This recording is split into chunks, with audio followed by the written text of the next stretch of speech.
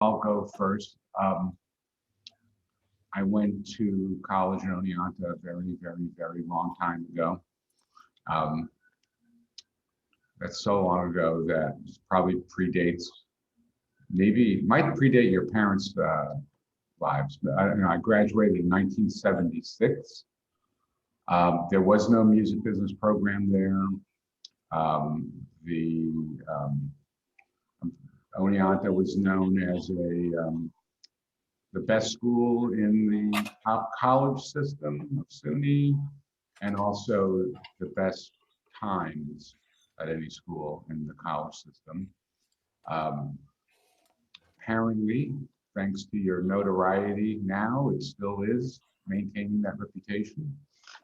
Uh, so I don't know, I don't remember much about it, so I can't tell you, I can't answer that question about if there are any skills other than just general social skills that helped me in my life. But I left there, I moved back to New York City. I didn't know what I wanted to do. Um, I went to, so after a year of not knowing what I wanted to do, I ended up going to law school.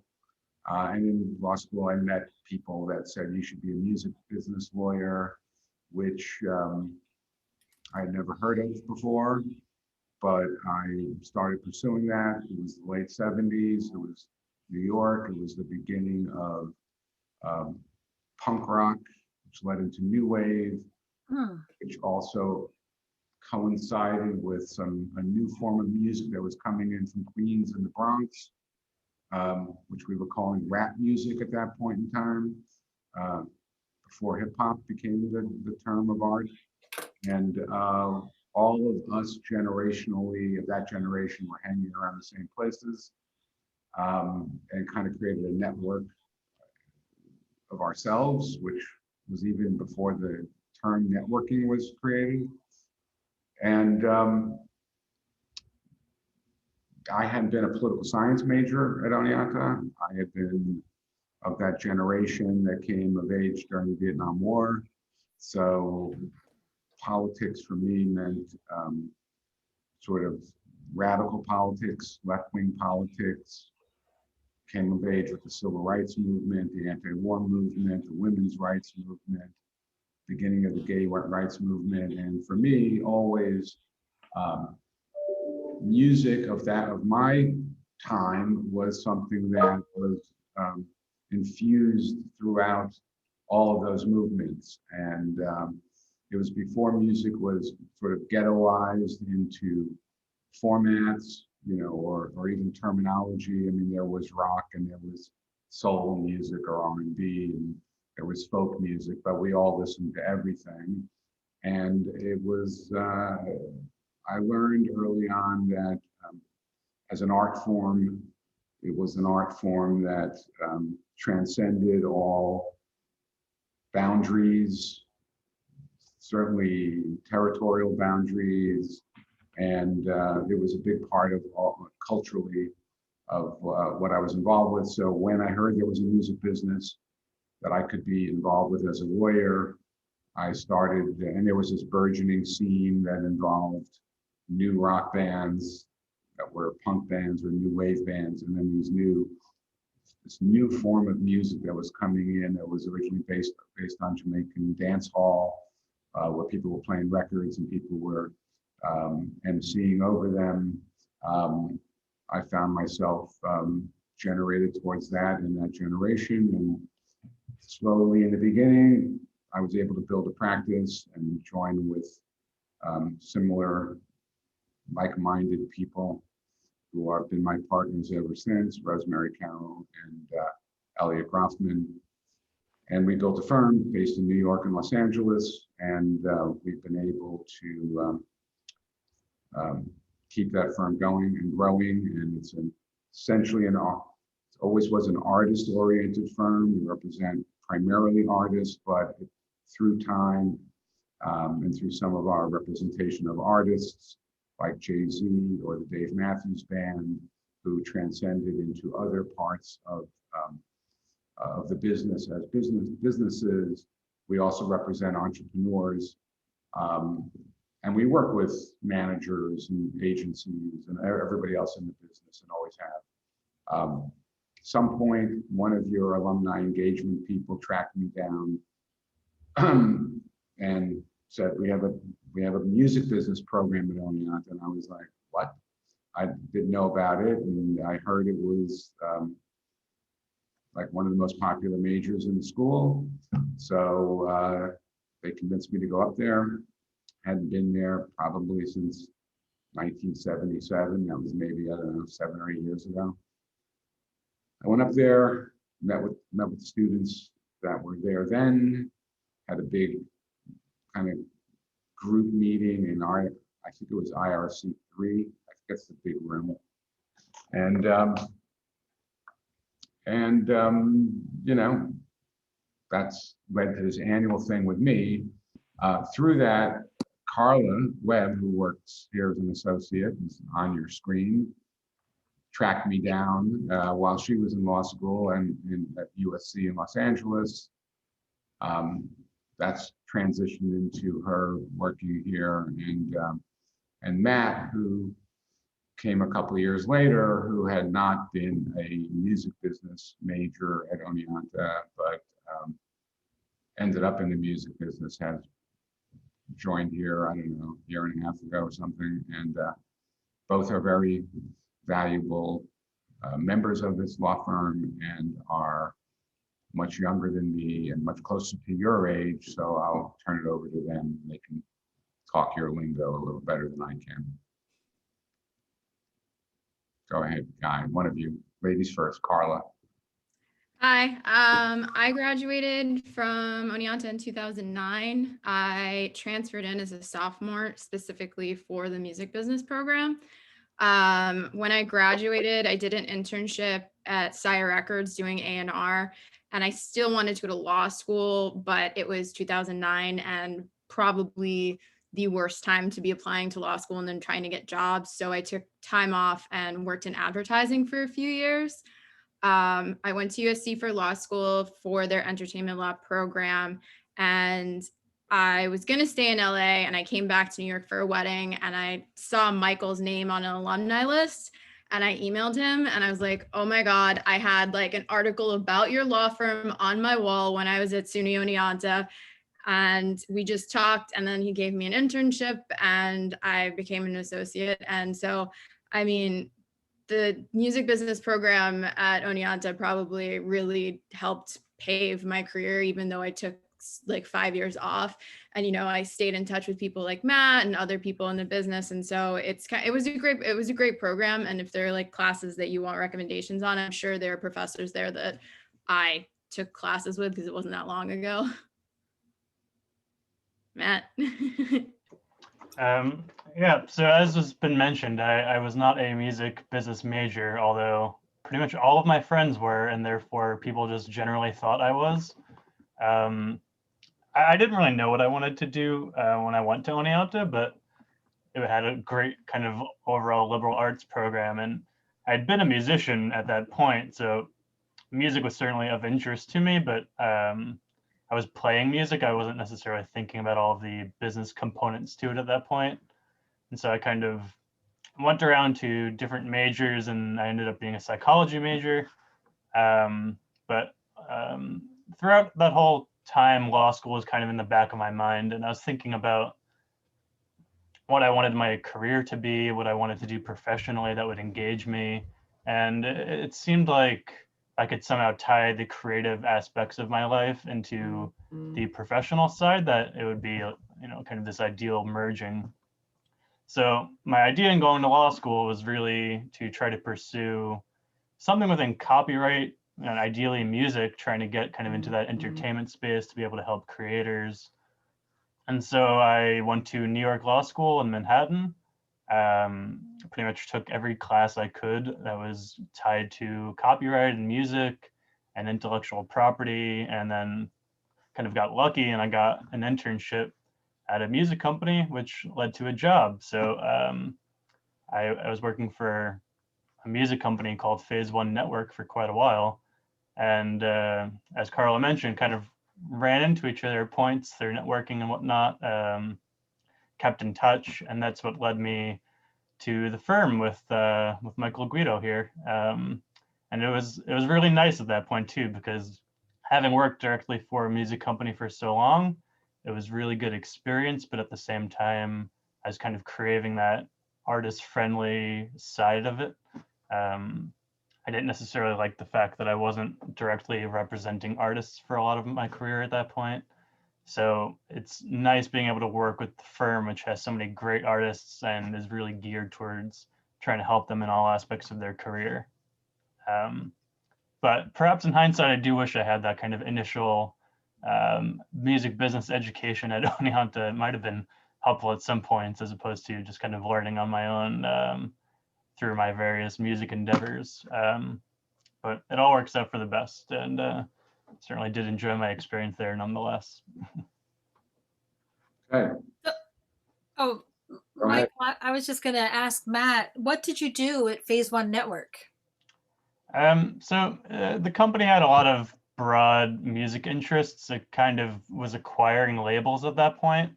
And so a lot of my job was working on the acquisition of older record labels that weren't necessarily functioning anymore, but still had that music content.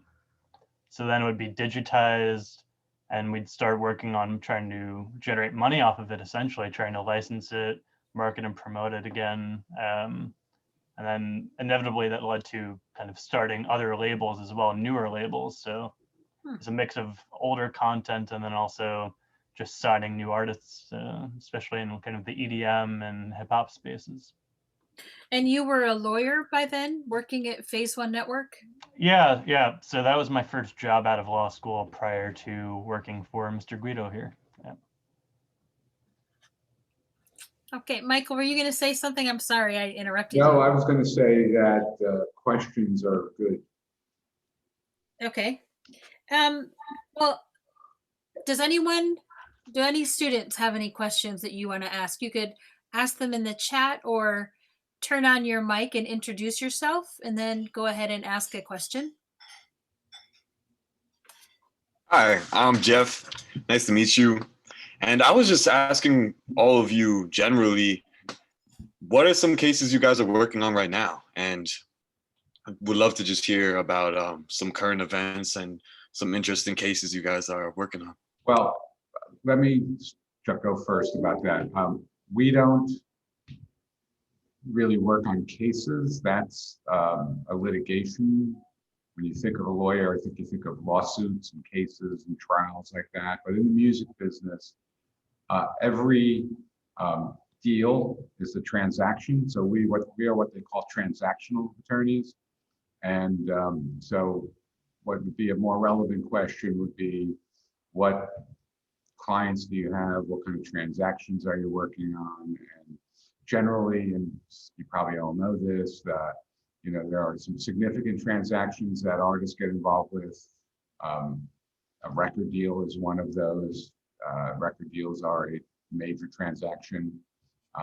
They take all different, there are the major label record deals. There are independent record label deals for artists. We represent quite a few independent labels. I said before that we represent entrepreneurs as well as artists. So both Matt and Carla work on some independent labels that are, again, independently owned, not owned by one of the major labels, offer a slight variation on, or a more artist-friendly, perhaps, variation on a record deal to artists. And then we have a lot of major artists that we represent. Matt or Carla, you can name some of those if you'd like. I'll give you permission to name our clients in this public forum. Again, depending on the genre you like, we represent across all genres: hip hop, rock, in the EDM or dance space, jazz, folk. Name some artists, Matt or Carla. Yeah, so one of Mr. Guido's clients that I work on, Michael's client, is Megan Thee Stallion, who has a very active career right now. So we're, some of the things we do for a client like that, every song that comes out, essentially we're doing multiple agreements with the producers, with the side artists who are featuring on the record, maybe with the mixer, or with the writers. So there's always a lot to each individual track, which can kind of bubble over into an entire album. On the EDM side, I do work for Tiesto. So Tiesto has his own music career. He has his own record label, which we also represent. He does live shows, appearances. So it's kind of broader entertainment matters, not even always just their music career. If they're doing appearances on TV or on a podcast, on like a red carpet event, generally we might have some kind of agreement attached to that we work on. Same thing for sponsorships, endorsements. Each artist has a kind of an industry around them, and each deal they do is a transaction that involves a contract that we negotiate and help them enter into. Carla, you want to name some artists that you work on? Yeah, so I mostly work in kind of the indie rock and like bedroom pop space, I would say. I've been doing a lot of work with Gracie Abrams and Omar Apollo. So there's a lot of like new deals for fresh artists where they're just kind of getting themselves out there, a lot of sponsorship type things. And then I also work on some of, older indie rock bands like the Strokes and the National, where they're kind of not legacy acts yet because they're not that old, but they're kind of still where it's like more catalog type deals, and there's still new music, but a lot of their stuff is also, they've got a big back catalog. So we work on stuff like that and licensing, and then just, some artists have one band and then they produce other work for other artists, and so we work on that kind of stuff as well. One of my favorite clients that I work on is Michael's client, Mom and Pop. So I get to work on the label side as well. Michael has a few indie labels that we get to represent. So we do get to do deals on both sides, which is really awesome. Just because you can see everything. I've been conflicted out a couple times just because we've had clients that have signed to Mom and Pop, but it's really great to just see, even if it's the same form, just how it's negotiated by different attorneys. So that's a lot of really interesting information. So I'm just going to start with you, Matt. So Megan Thee Stallion is signed to 300 Entertainment, isn't she? Yes. The simple answer is yes. So sort of. Okay, so it's really, so we have an alum there, Chelsea Danker, who's in marketing, just as an FYI. But so do they have a counsel inside? Do they have a legal department? Because it sounds like you're handling, a lot of those deals that maybe a record label might handle too. But you also say it's an interesting sort of deal, so. Yeah, so most record labels have their own counsel. Sometimes they'll outsource work, which is why our firm does work with certain record labels and do their kind of business and legal affairs work for them. But the nature of a lot of these artist deals are that artists are the ones who are clearing the songs and kind of delivering them to the labels. So, we don't do work for 300, or not presently at least, but we have to essentially clear the material that Megan is creating, and then we deliver that to 300. That's kind of the simplistic way of talking about it. But I believe we used to represent 300, right, Michael? No, we don't. We did. We don't. We did, yeah. And then Michael, I'll just come over to you. So in a more traditional sense, as Matt said, there's a business and legal affairs side at a record label, and then there's a law firm like yours, and typically you two are working together either to negotiate a deal or get out of a deal. But as the music industry has evolved, as Carla said, you are now sitting on both sides of the table as well, where you've got a record label that you're working with, you're signing some of those artists that are signed to that record label. So can you talk a little bit just about how the music industry has evolved and really sort of where it is now with some of these relationships? Well, I mean, That's real. I could spend a long time talking about how the music industry has evolved, and I won't. But generally, if you're representing artists, we can't represent both sides in any transaction. So, I mean, we're not supposed to. It's called a conflict of interest.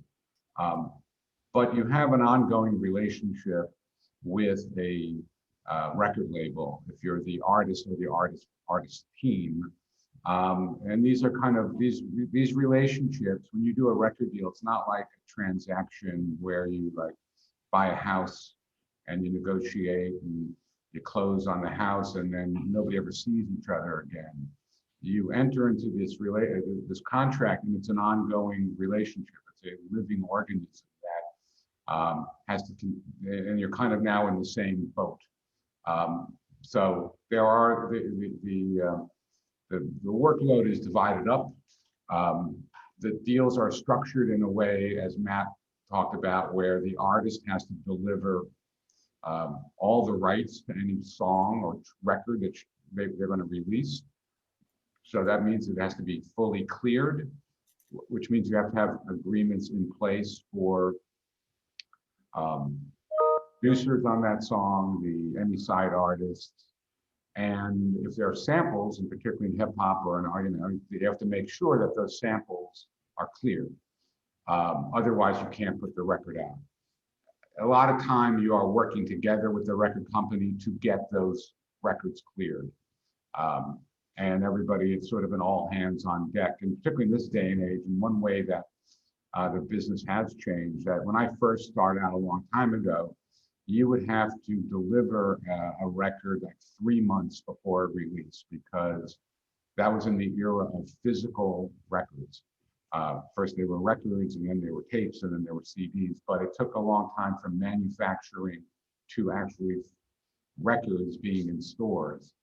And if you were going to line up a release schedule, you wanted to get the right kind of press and everything lined up. And in those days, the press meant being in like a monthly magazine, and the lead time for a monthly magazine is about 3 months. So you had to have a record done, cleared, mixed, mastered, getting manufactured, and all the press lined up for a release date that was 3 months in the future.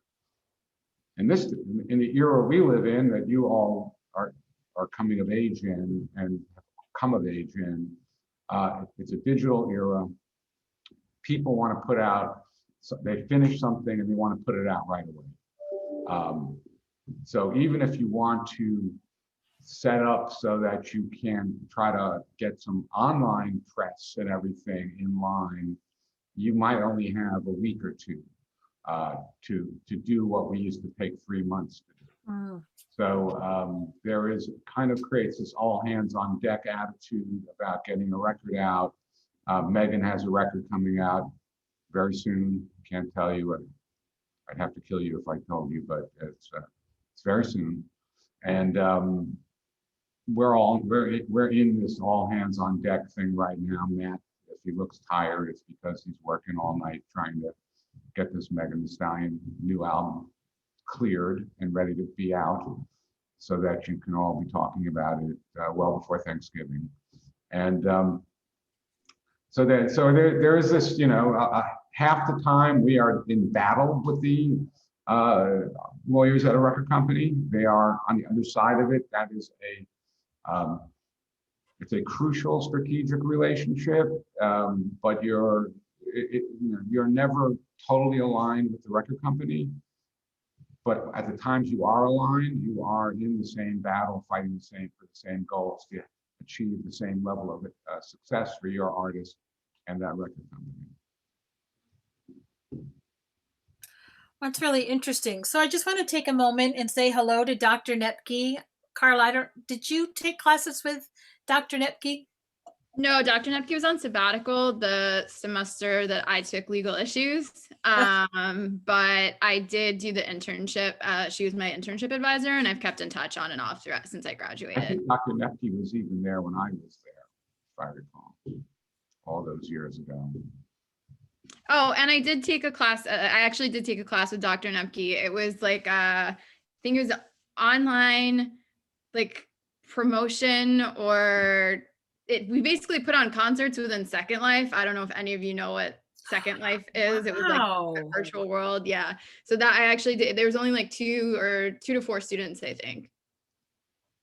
Oh, that's amazing. We're doing a live stream. We did a live stream this summer, and we're going to do another live stream in the fall. That's so amazing that you guys did that. Yeah, we had like two students who kind of made the avatars and like created all these stage sets for us. And then we had shows in real life that were broadcast, and then the avatars were animated. And I don't know, does Pocket still do the Mothers of Intention or Invent, whichever, the cover band, the Zappa cover band? He was the band that we put on for my project, at least. I wondered if Second Life was going to have a second life during this pandemic. So, Carla, do you want to talk a little bit about what it's like negotiating some of these deals and any suggestions that you have in negotiating? Zenaida just asked a question here in the chat about, negotiating tips for upcoming artists or business professionals. I would say one of the biggest things would probably be communication between management and the artist attorney, because sometimes wires can get crossed and management might negotiate something without telling you. And so then when you're communicating with the other, say, let's say like a producer's attorney, you represent the artist, the other lawyer represents the producer, and the producer's manager and our manager had an offside communication that wasn't communicated to us. It can make a negotiation very difficult when there are too many parties kind of deciding terms. So that's just something I think that's usually established at the beginning of any lawyer, artist, manager relationship. But that's something that's really important. I would say before you even start reviewing a deal or drafting a deal is always confirming terms with your manager. How many, I'm just gonna ask this and you can respond in the chat, how many students are actually interested in becoming music attorneys, or are most of you kind of going the management A&R artist route, just so I can kind of get an idea of what your perspective is when you're kind of asking these questions. But then I would say any negotiating tips is just kind of, the music business is really, really small. And so you're going to do a lot of deals with the same attorneys over and over and over again. So even if a deal gets kind of a negotiation gets heated, I think it's really important to be respectful, because I've had people not be respectful when speaking to me, and when their name comes up on a deal in the future, I'm like, I really don't want to deal with this person. And I think Michael kind of has an idea of who I might be talking about.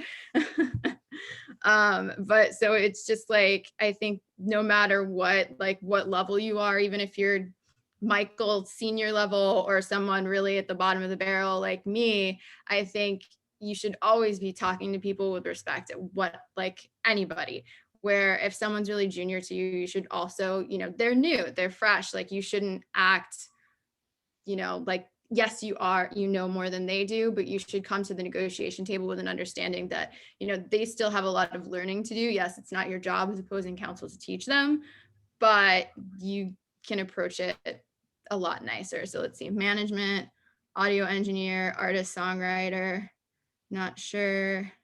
Okay. Got it. Okay. Yeah. And so I think from the artist side, a lot of times artists don't, when they work with their friends in the beginning, like a lot of the times they're working with friends. And at least from what I've seen, just because I work on a lot of bedroom pop artists where they're dating their producers, they're writing with their friends.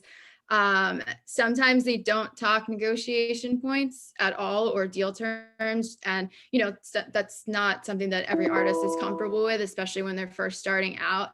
And so then you can get into points where like a release gets held up because the attorneys are trying to duke it out and the artist never came to an agreement or even discussed something like publishing, which is a really big thing, is the songwriting splits. And I don't know if Matt, you want to go into negotiating tips. I will say too, it seems like there's a variety of interests between the kind of artist creative end, people thinking about management, thinking about the legal and business side of things. And just that, as a broad comment, I think it's useful to have some level of knowledge about the very basics of the industry too. I'm sure you're getting like a lot of this information through your courses as well, but it can't be said enough that it's really useful when thinking about these things to have a concept of, what are the kinds of copyright on the recording versus the songwriting and the publishing, or understanding some of the basic deal terms of the agreements. And much like Carla is saying too, a lot of musicians don't want to think about those things. So, if you're a musician, maybe that applies to you, but it's still worth having some knowledge of it. And certainly if you're a manager, it's your job to be able to negotiate on behalf of your artist in some respects. So you have to have a firm grasp on the different kinds of deals, different kinds of label situations between independent labels and majors, and what the differences in agreements would look like for them, or to be able to go speak to management on the other side and be able to talk through basic deal terms. It's important, like Carla said too, to try to establish these things in advance. And much like Michael said earlier, things often need to get cleared very quickly now, and the more information we have at the outset, the easier it is to negotiate. No one wants to get in a position where a record's released and deal terms haven't been discussed, because you're being put in a really hard position where your back's against the wall, and technically you're infringing on other people's works. If someone else produced your record, you don't have an agreement in place, that becomes a problematic situation. So having those deal terms in mind and being able to talk about them with artists, and then translating that to legal to hopefully sort out and get agreements is an important part of the process, and something that often doesn't go smoothly, but we always hope it does. One thing I would add to that, I think the question, the person that asked this question tonight, you were audio engineer or artist. I think as a general negotiating tip, if you're an artist and you're representing an artist and you're entering a deal that has some kind of exclusivity, you would want to try to limit the term of that contract, the term under which you will be exclusive, and that what you create during that period would be exclusive to the company on the other side of the deal. You want to try to limit the term as much as possible, and also perhaps limit the rights period that they have the rights to exploit this music or a publishing deal for. So that would be kind of a general point of view to have as you look at these types of deals. The shorter you can keep those periods, the better, because your career is going to be again a living organism, and or your artist career. And if it's successful, if you can get back to the market determining how you're going to divide up the value of what you're creating, the better for you if you're successful. And if you're not successful, it won't matter anyway. So, but if it's a general rule, I think trying to limit the term and limit the exploitation period, the rights period that anybody has in your work is a good rule of thumb to follow. And then there was another question from Vershon about publishing. Yes. Are you talking or chatting? I'm gonna talk just because it's a little long-winded. So I'm a senior, and I want to have a long-term career working as an artist. And one thing that's coming up in our legal classes right now is like making publishing deals and giving out your copyrights and things of that nature. So is kind of like an open question for all three of you. Do you feel that making deals with publishers are a necessary step to scaling a personal music business or an artist's career, or is it possible to do that while keeping full control of the publishing? I'll take a shot at that one. It's usually not. It's not necessary. However, it can be necessary. One, it's a way to provide funding, and if you need funding, that is a way to get it. It's a way to also put a force that's in the business on your side of the table. 90% of the time, the music publishing deals are generally just sort of banking deals. So people do it for the funding. But there can be situations where they, one, you have a team on your side, you have a creative team on your side that can either bring you songs, put you with co-writers, can put you with producers that are going to help you develop your sound. And if that happens and it's successful, it's well worth it for what you give up in it. So if you need the money, it can be worth it. And if you get something out of that collaboration, it can be really worth it. I've seen that happen sometimes, not always, but sometimes. So it's a call you make at that point in time, given all the circumstances around your career at that point in time, and what people generally, I think in a height, if you took a theoretical point of view, it'd be great never to have given up any copyright interests in your work. But there can be copyrights that would not have come into being had you not had this relationship with a publishing company. And if that ends up being the song that breaks you, that happened because of this relationship, then for someone that wants a long-term career, you need that breakthrough song. If that results in it, then it's well worth it. Anybody want to add anything to that? Carla, Matt? Yeah, it kind of goes to what Michael said earlier too about wanting to limit the rights you're granting when you have to give away something. Ultimately, if you're working with a label or a publisher, these are personal services contracts. You're telling them that you're going to give them your exclusive personal services, either for your recording or your songwriting, for a certain period of time. So it's always going to be kind of a cost benefit thing in terms of how much they're giving you versus how much you're giving away.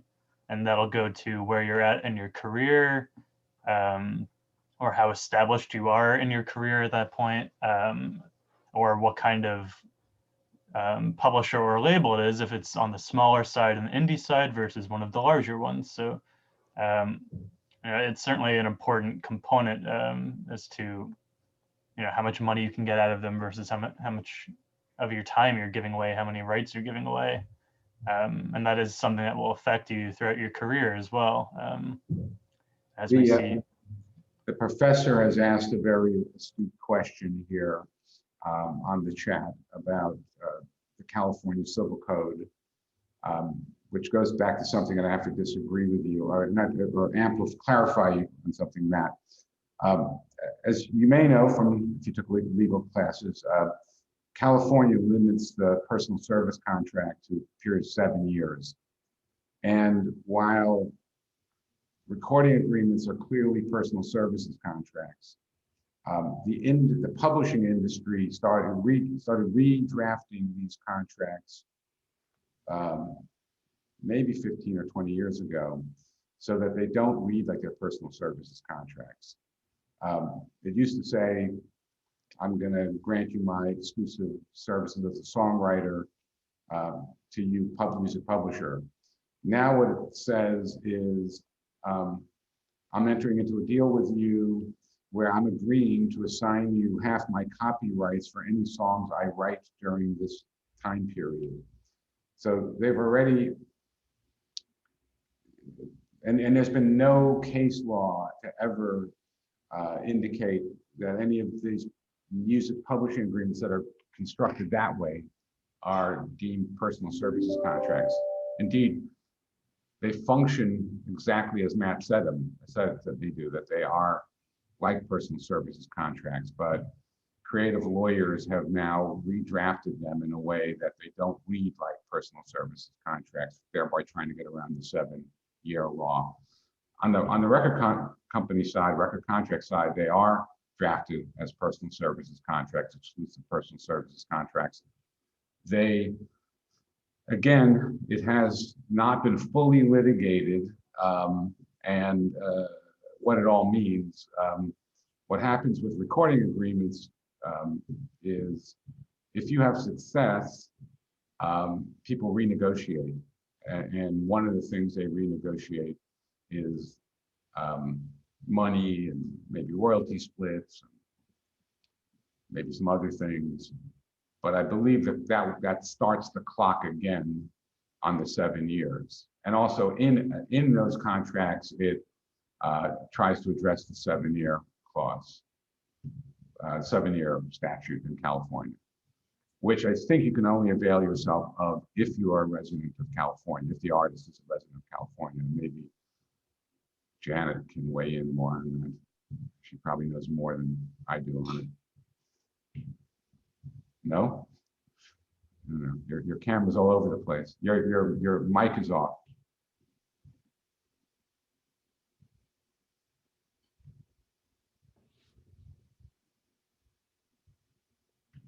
No. No, Janet Repke, the mic is on. It's not on. A Zoom challenge. Okay, if we're not going to get the good professor's wisdom on this one yet, I think Jessica has a question to everyone. How does an artist songwriter even get to the point where they can get a meeting with a publishing company? Oh, these are the eternal questions, and Carla's a good one to answer that. I am. I guess one thing would just be, I work with a lot of the newer like bedroom pop artists. So I would say that for them, a lot of it is social media exposure. We had a deal last week where the girl was discovered 2 weeks ago, and now she's signed to a major record label contract and has a song coming out in 2 or 3 weeks. So sometimes it just happens where you go viral. And you know, there are people who are looking out there online all the time. And then for other folks, it's, you know, you have a whole team built around you. You put music out, you have your manager, you've been touring, and then the publishing thing comes around later. I don't know how you can just show up to a music publishing house and get a songwriting deal. But I think it's just kind of, it either happens where you get discovered and everybody wants you immediately, or you kind of build incrementally. And a lot of times, at least from the artists that I worked with, and I've only been doing this for 4 years, it comes later. And we have some artists that push it back where they've been offered publishing deals, but they want to maintain control. And they're also kind of like, well, let's wait till we have our 3rd album, because then we might get a better deal because we'll have more music out there and a more proven track record when you're someone that's kind of a smaller artist. So to get to the point where you're in a meeting, I would say just keep putting your music out there and someone will notice, or eventually you'll have a team behind you where you'll have a manager who will put you in the room with someone. Because if you're going to be, for anyone who wants to be a manager, the best managers know as many people as possible. It's not just the day-to-day management, being organized and getting the best deals for your artists. You also kind of need to be able to put feelers out for everyone. I've worked with people who their managers have gotten fired 2-3 years in because it got to the point where like, yeah, you were really great in kicking off our career, but you didn't get us anything else.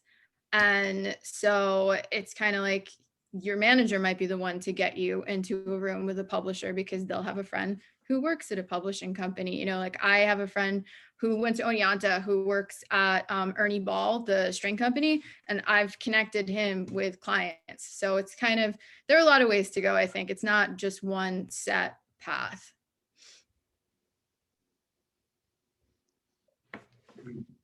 Seems like we're out of questions so far.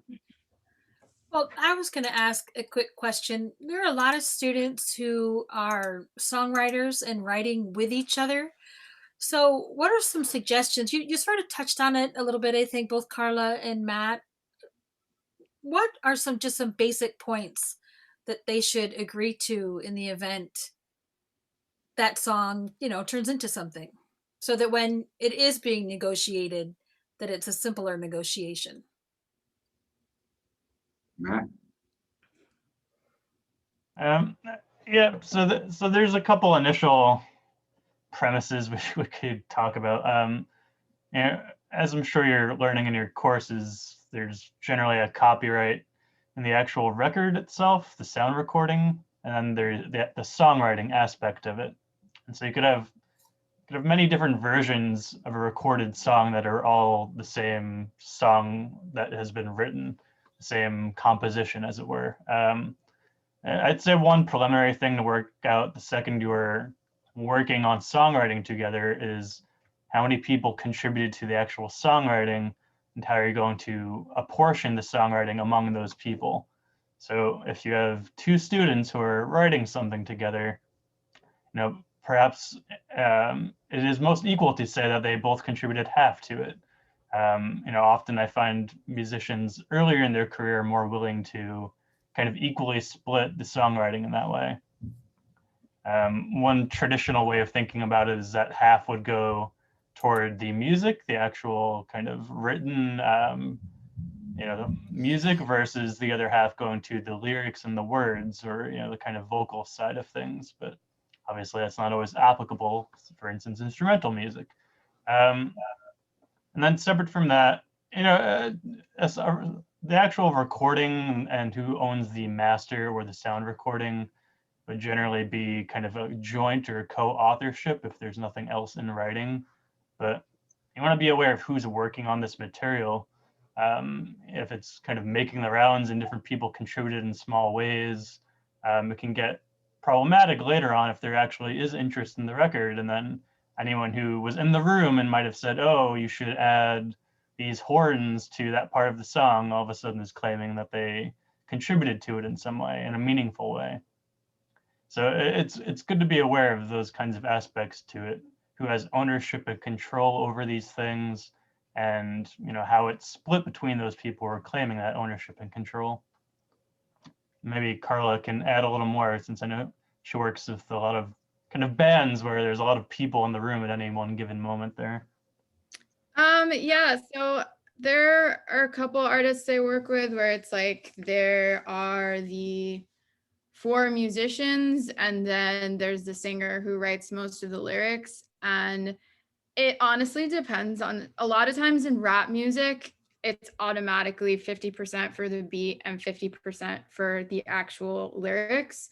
And so I'm thinking there's one group I'm thinking of in particular where they do that. And so there are 4 musicians who write the music and then 1 who writes the lyrics, where they do approach it as that 50-50. So it ends up that the lyricist ends up getting more percentage of a lot of the songs than the 4 band members who are writing like the bass and the drums.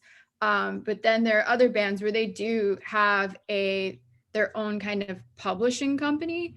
And so it'll have the song being written where the publishing company owns it. So it's a publishing designee. So it'll say like, I don't know, Apple Band. It'll say copyright Apple Band Publishing. And then the songwriters themselves will have their own splits. But like if you Google lyrics sometimes and you see where it says written by and it has the band name and not the individual songwriters' names, that usually means that the band has come to an agreement that they kind of all collectively write the songs together. And then, you can, I don't know if Matt wants to get into this. This is going back to publishing again. There are artists who have publishing deals where it's stuff for just their band, and that kind of, those like collectively owned by song lyrics will go in that deal, but then they will have their own song if there's no exclusivity in their publishing deal for all their solo works, that it's just written by them or they've done a co-write with another artist, they might have a separate publishing deal for that. So it's really something where like if you're just an individual songwriter working with people, that's something that is a conversation, like Matt said, that's really important, because if you're going into the room and you expect, like you're coming in for say like, oh, my friend's got a recording session and they want my input. If you do say, oh, we need to add horns there, you want to know like if you're going to get something out of it, but also the artist wants to know if they're going to be required to give you something. Like, are you just going in as a friend saying like, oh, this sounds great, but maybe add this? Or are you actually going in for kind of a professional opinion where you might expect something for what you're giving them? Because you're still contributing. It's just a matter of how much in the grand scheme of things of that particular song. And, there are artists that I work with where if you're in the room, they'll give you something. Like they might not pay you, but if you said like a couple words, they'll give you 5% of the song. And that's just the kind of artist that they are. And I've noticed that more with artists who self-produce, where they're getting a lot more of the publishing themselves anyways. So I think they're a little more generous with what they're willing to give away. Just to add something quickly to this, I'm running out of time at least. In the old days, even before me, it was very simple rule that words equal 50%, music equal 50%. And in those days, music was the melody. So you'd have a song like an old classic, like I've Got You Under My Skin. Somebody wrote the melody on a piano, which was the melody that would be the vocal. And somebody wrote the words to that melody. Those two people were the songwriters of the song. Someone else would come in and orchestrate it for, a 40-piece orchestra, put all these great music in it. They would get no songwriting. They would just get like an arranger's fee. The other thing that occurred then is how do you keep a band together while, if there are two primary songwriters, one primary songwriter. We have faced this many times where, people would come in having written a song on a guitar and a lyric, and then the band really fills it out. So they make different kinds of agreements between themselves, either split it equally or split the music equally and then give the lyrics to the person that wrote the words, or create a band publishing company that they equally own and let the songwriters own their share, but have everybody participate that way. That's a function of trying to keep a band harmonious and together. And the other thing that changed, and I think Matt and Carla may have alluded to it, is when hip hop music came, when rap music came along, it wasn't viewed that the vocal was a melody. So the track became the music. So the track and the people that produced the track became 50% of the songwriting at that point. And that became the starting point. It's almost become a kind of accepted rule that if you write a musical track, you get 50%. But then again, the hook, which can be another piece of it, would get like 20% off the top. The words as 50% started to be eaten away, and everything ends up being a negotiation. It's one of the things that we have to go through in clearing an album or clearing a song is the publishing splits between all the people that participated in the creation of this song.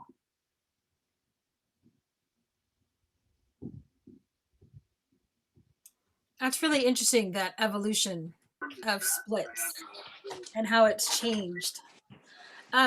There was a student, Tyler, do you want to go ahead and ask your follow-up question to that conversation earlier? I'm sorry, did you say my name, Nancy? I said Tyler, but Oh, excuse me. Oh, you're on. Dr. Nepke, you can talk too if you want to say anything. If Tyler doesn't mind. I'm electronically challenged here today, so sorry. So I followed up with Mr. Guido with my follow-up question about the 7-year statute. I just haven't seen much in recent contracts, so I wondered whether it's still being followed, and it was my understanding that although the contracts originate in California under California Civil Code, that since recording contracts are really global, or at least nationwide, that people took the 7-year limitation into account, at least for record contracts. But I wanted an update from you. I'm not sure I'm up to date with that.